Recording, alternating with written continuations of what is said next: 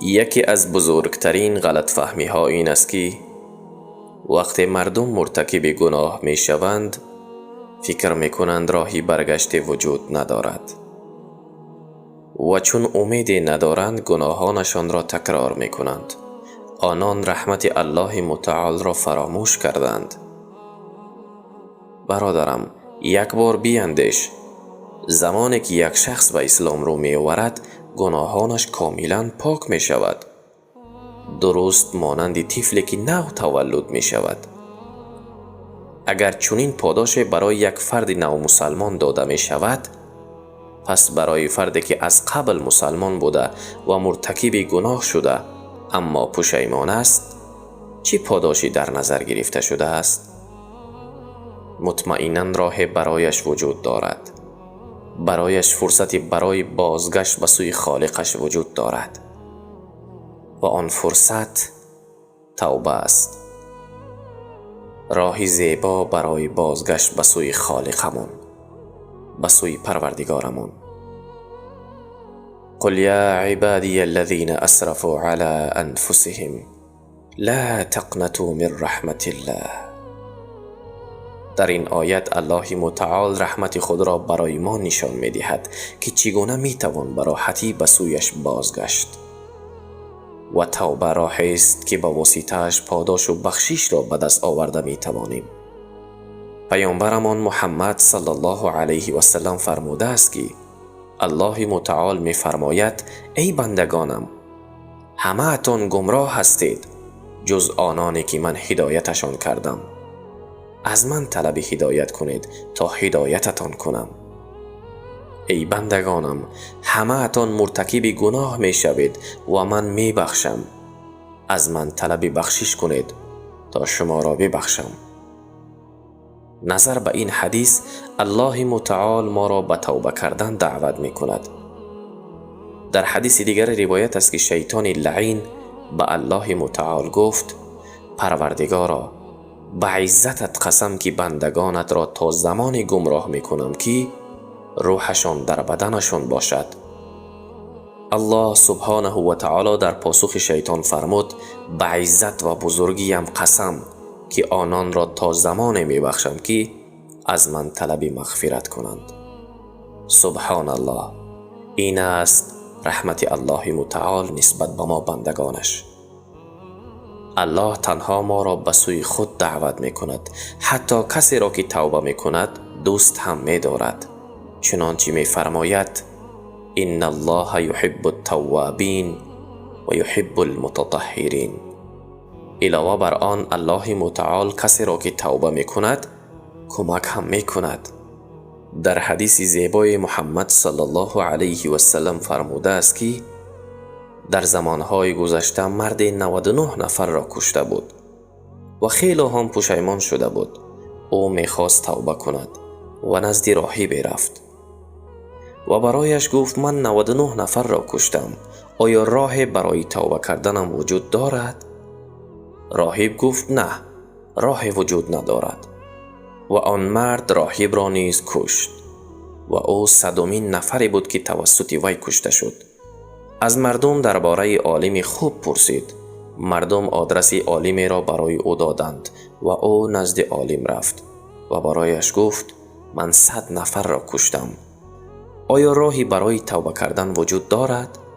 عالم برایش گفت بله. چه کسی بین تو و توبه‌ات مانع می شود؟ گفت بیرو به فلان شهر، جایی که مردم در آن پرستش الله متعال را می کنند و تو هم همراهشان عبادت کن و به این شهر برنگرد که جای بدی است. آن مرد تصمیم گرفت که به همان شهر خوب برود، اما در راه مرگ به سراغش آمد. ملائکه ها نمی دانستند که همراهش چی کنند، چی کسی باید روحش را با خود بگیرد. ملائکه رحمت گفتند او توبه کرده و به سوی الله بازگشته است. ملائکه عذاب گفتند او در طول عمرش یک بار هم عملی خوب انجام نداده است. ملائک با هم گفتگو می کردند و ملائک دیگری برای گفتگو کردن آمد و گفت بیروید فاصله راه و بین آن شخص و 2 شهر را اندازه گیری کنید. اگر او به شهر خوب نزدیکتر بود بخشیده شده است و اگر به شهر بد نزدیکتر بود بخشیده نشده است. در این هنگام الله متعال به زمین فرمان داد که به شهر خوب نزدیکتر شود و زمانی که ملائک فاصله راه را اندازه گیری کردند دیدند که او به شهر خوب به اندازه یک وجب نزدیک بود و او بخشیده شد. الله اکبر.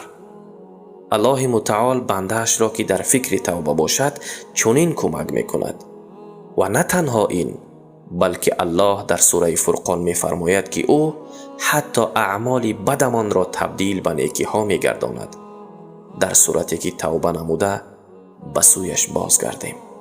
این است فضیلت توبه. حال چگونه می‌توان توبه کنیم؟ شرایط توبه چیست؟ دوستی عزیز، توبه کردن 5 شرط دارد. یکم، توقف دادن گناه. نباید گناه را ادامه دهیم. دوم، پشیمان بودن. از همه گناهانی که در گذشته انجام دادیم باید پشیمان باشیم. سوم، تصمیم به تکرار نکردن گناه. چهارم، باید حق کسی را که به او ستم نموده اید برگردانید و از او بخشش پرسید. پنجم، توبه کنید قبل از این که مرگ به سراغتان بیاید.